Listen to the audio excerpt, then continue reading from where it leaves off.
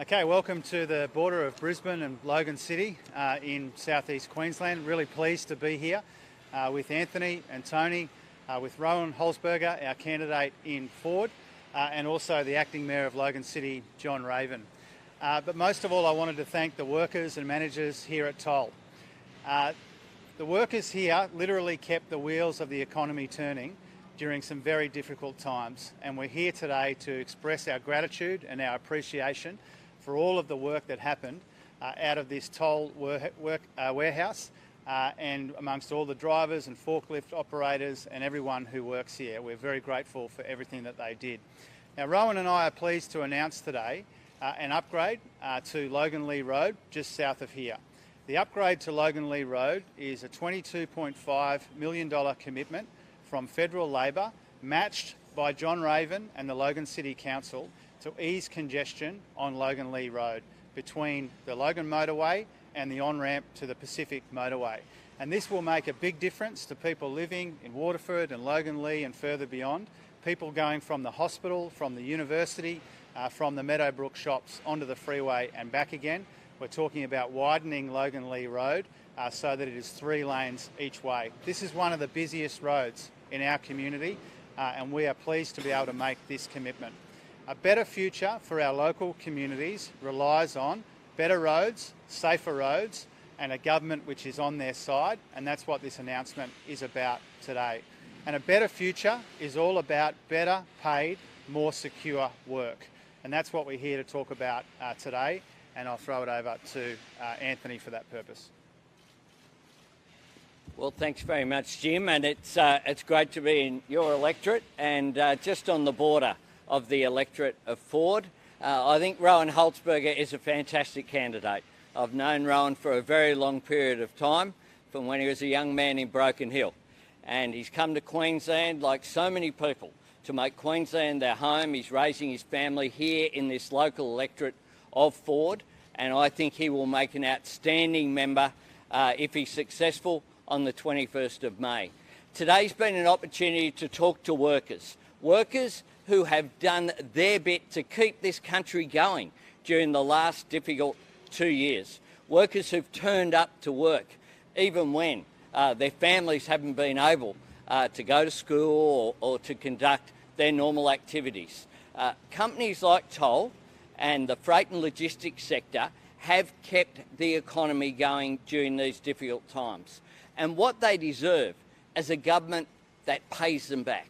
A government that doesn't attack their working conditions. But what we have from the Prime Minister now is an announcement that he's going to go back to the legislation that was defeated when it was introduced during the last term.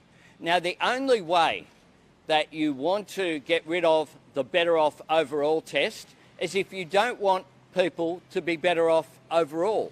It's pretty simple. And what the Prime Minister wants to do is to suspend that better off overall test.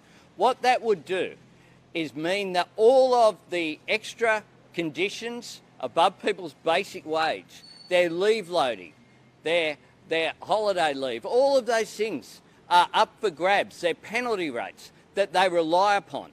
Workers rely upon these additional payments to put food on the table for their families, to pay their rent, to pay their mortgages, to pay their school fees for their kids. And the fact that this government doesn't seem to get the message, even though we know that the cost of everything is going up except for people's wages, this Prime Minister's response is another attack on people's wages. What we know is that real wages decreased by 1.2% over the last year. But that's not good enough for this Prime Minister, in spite of the fact that the dampening down of wages has not only had a dire impact on people struggling to make ends meet, for families doing it tough out there, it's had a devastating impact on our national economy. The Reserve Bank of Australia say so. They're desperate to see wages increase, and yet for this government, they don't have a plan for anything except further cuts in wages. And can I make some comments as well about one of the greatest policy failures that we've seen from this government? This deal between China and the Solomons was foreshadowed. Last August, the government was warned. And yet only in recent days did the government bother to send a junior person across to the Solomons. No visit from the Foreign Minister, no visit from the Defence Minister, no engagement in a serious way with Prime Minister Sogavare. What we see is a foreign policy failure on our doorstep. The Solomon Islands is less than 2,000 kilometres from Cairns and Townsville. The distance between here and Perth is more than that. So what we see is a massive policy failure because once again, the characteristic of this government is on show. A Prime Minister who goes missing on the big questions. A Prime Minister who's always too little too late, whether it's the bushfires, whether it's ordering enough vaccines, whether it's ordering rapid antigen tests, whether it's responding to the floods. This Prime Minister is complacent. He's always there for the photo op, never there for the follow-up, never does the right planning to get ahead of issues. Now, President Biden is sending his lead Pacific negotiator, Kurt Campbell. That's how serious President Biden took this issue. And yet the Prime Minister and the Foreign Minister on Insiders recently said it was all under control. Well, it doesn't look as though it's all under control. This is a very serious foreign policy failure. Australia needs to do more than step up with a slogan in the Pacific. It needs to step up with real engagement, deep engagement with our Pacific Island neighbours, because we know that the Solomons is strategic. We learnt that if we needed a reminder during the Second World War of how critical the Solomons was, and this is a massive policy failure. I'd ask Tony Burke's going to make some comments as well about IR. Thanks, Anthony. The announcement from the government to bring back the Omnibus Bill is extraordinary. We have a situation where everything's been going up except for wages, and the government now says they want to bring back legislation which had wage cuts written all over it. 111 pages that bill was, and it had wage cuts in black and white. This is legislation that says your ordinary hourly rate, that can stay the same, but every penalty rate, every shift allowance, every loading, every overtime rate, up for grabs. Now, what does that mean in the real world? It means if you're someone working, say, in retail as a night manager, $10,000 a year can be up for grabs as a pay cut. If you're a butcher working on a Thursday to Sunday shift, $7,000 a year. If you're a part-time disability care worker, $14,000 a year. Now, you only say we're going to suspend the Better Off Overall test if you want to allow a situation for people to be worse off. Low wages haven't been an accident. The government made clear low wages are a deliberate design feature of their management of the economy. At a time when Australians are desperately wanting to see wages get moving again, the Prime Minister has made clear legislation that is about cutting wages is on the way back if Mr Morrison is returned. Mr Albanese, if you are Prime Minister, what would you do in the Solomons? Would you be seeking to unravel disagreement? Would you be seeking to go to Beijing and meet with the leadership there? What would your approach be? I would be engaging with the leadership of the Solomons, and I would have done it over a period of time. The problem is that those relationships aren't ones that can be done just during when there's a crisis. When Richard Marles was our person in the Pacific, he had deep engagement, indeed won a civil honour in the Solomons. What's clear is that we've dropped the ball here. What's clear is that when the warning was given in August, the government didn't act soon enough. August is now more than 6 months ago, 8 months ago. The government was warned about this. Is there anything your government can do if you are elected in 4 weeks' time to reverse what you want to describe as the worst foreign policy failure since the end of the Second World War? Well, this is a massive foreign policy failure on the Prime Minister's watch. a massive foreign policy failure, one in which they were warned about, one in which even during the weeks leading up to the government finally sending Zed Saselja, a junior person, to the Solomons, we were saying, what are you doing to engage here? This isn't something that has just arisen.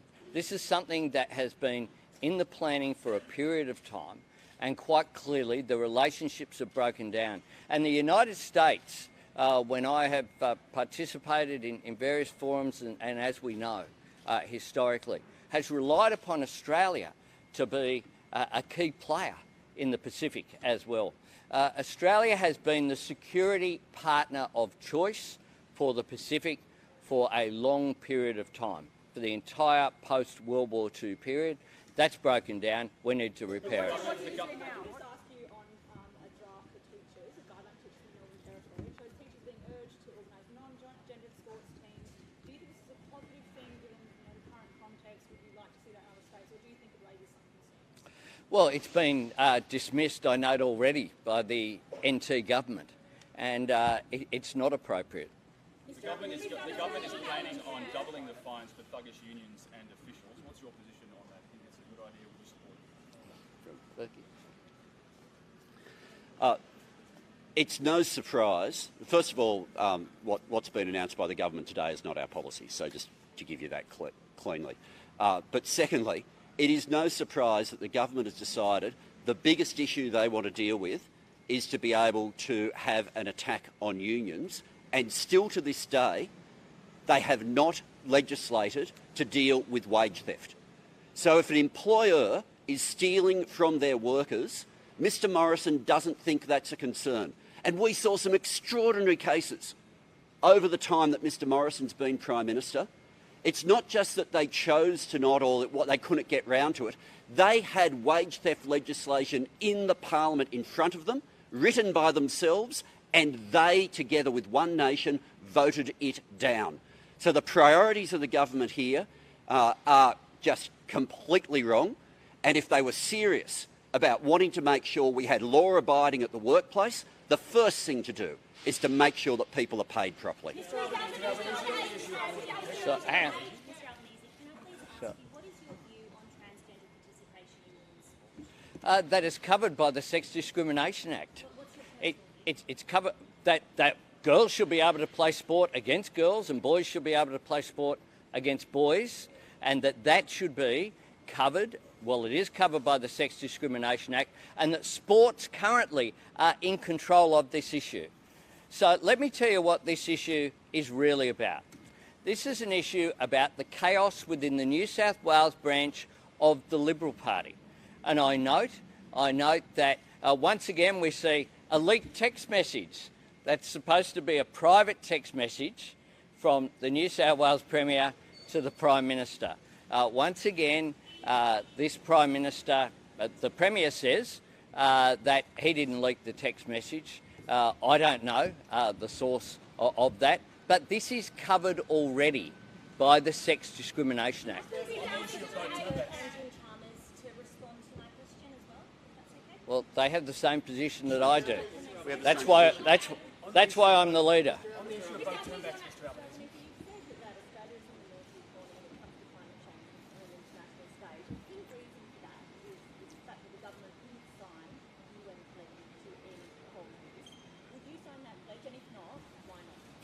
No. On the issue of vote turnbacks, Mr Albanese. Why not? On the issue of vote turnbacks, Mr Albanese, you've made the point that you now support turning back the votes. How would you implement turning back the votes? And how many did you turn back last time you were in government? Well, I note yesterday I got a misleading question from you with respect, Jono, because what you did was there was two separate questions and you conflated an answer. So I just... Based on your statement, No, they were two separate questions, and you put to me that I gave one answer, but it was two answers to two questions, and I was perfectly accurate yesterday. Labor supports turning back votes where it's safe to do so. The same policy, exactly the same policy as the government. How many did you turn back last time you were in government, Mr Albanese? How many did you turn back last time? Workers in Queensland, WA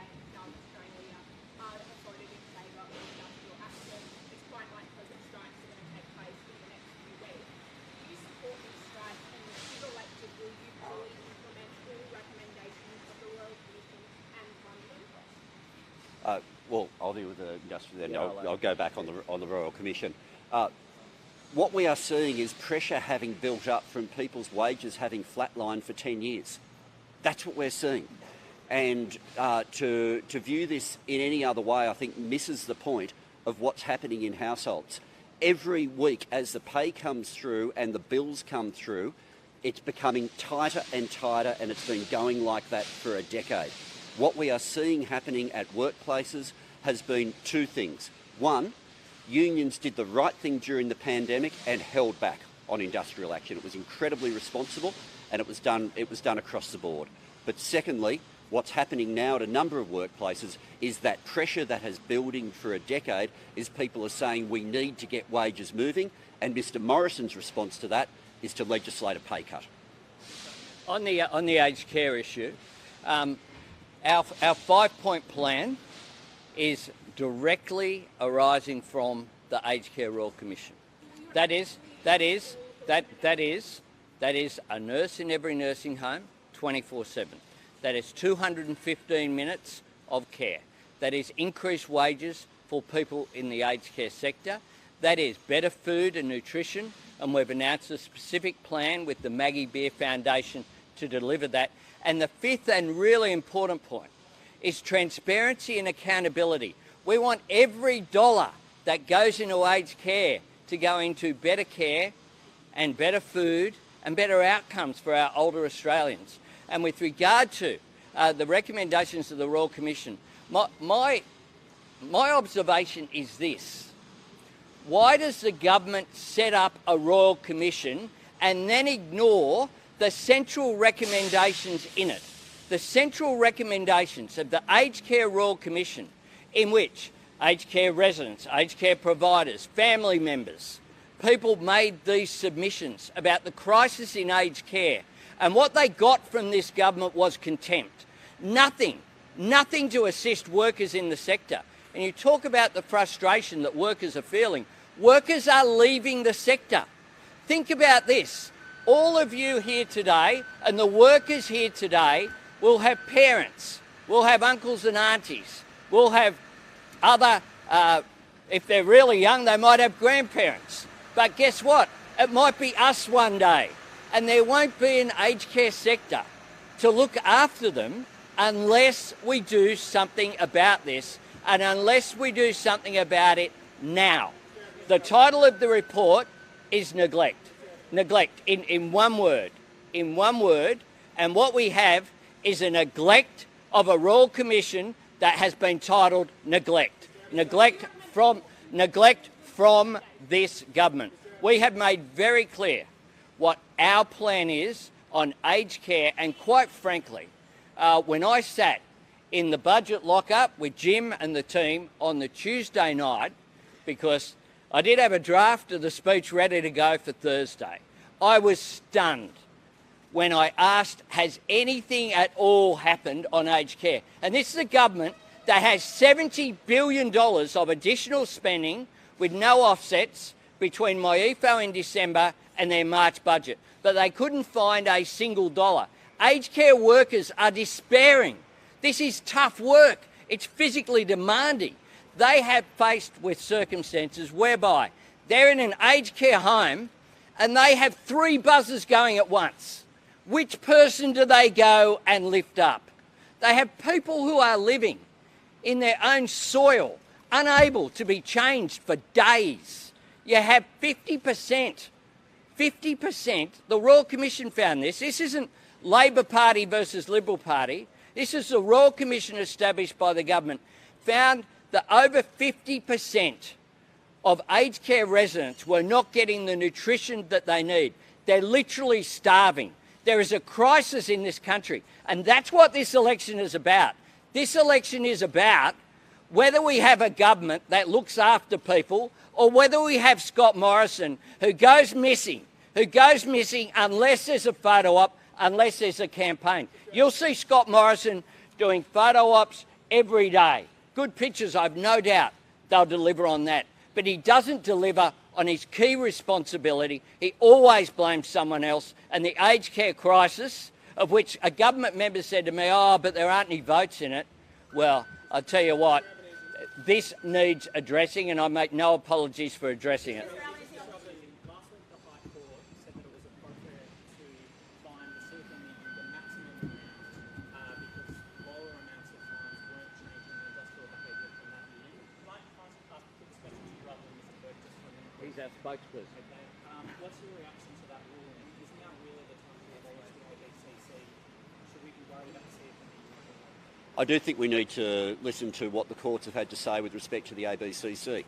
And when the federal court said, through Justice Kerr, I think it was, that the ABCC was treating its job as a blood sport, then I think we know we've got a regulator that's not doing its job. We've got a regulator that was set up to do a political job. We've got a regulator that has told Senate estimates that if it sees a safety poster or a poster in a workplace that is raising money for flood relief, if it also carries a union logo, it's an offence. They think those are the priorities. So we make no apology for saying that a regulator that is ridiculously politicised, that has been criticised by the courts as behaving as though it's a blood sport, should not be a regulator. Wherever you have a situation where there's aggression happening, wherever you have a situation where there's illegality happening, it should be the same rule across every workplace. The police should be called in. That's how you deal with illegal behaviour at every workplace, and we make no apology for that. He's been very patient. Mr. Albanese, back to the Solomons. You referred to Zed as a junior minister. Will the Albanese government elevate the significance of the Pacific portfolio? And secondly, would you be prepared to make a personal visit to the Solomons if you're elected? On the second, yes, I would. Yes, I would. Yes, I would. And in the first, we would have sent Penny Wong, quite frankly, and that would have been appropriate. Last one. Why won't you sign, or why wouldn't an Albanese government sign the UN pledge to stop coal? Why wouldn't you sign it? Because coal is a part of our energy mix here in Australia right now. Coal is a part of our energy mix here. What chance would a Labor government have at hosting the COP conference, as you have said you will try and do, if you will not even commit to this new pledge? I think we would have a very good chance of hosting a COP conference. And our proposal, by the way, goes to, and I'll finish with this, our proposal goes to Australia and the Pacific hosting a COP conference. I've had the honour of going to two Conference of the Parties, the ones held in Montreal, where Kyoto came into effect with enough people ratifying the Kyoto Protocol. I also attended the COP in Nairobi, and I engaged in one of the things about the Conference of the Parties is that it isn't just a government-to-government engagement, although that of course is the main game. It's also one where business and civil society participate in processes as well. So I think our plan, very consciously, as part of our announcement that we made back in December of our climate plan, is about deeper engagement with the Pacific.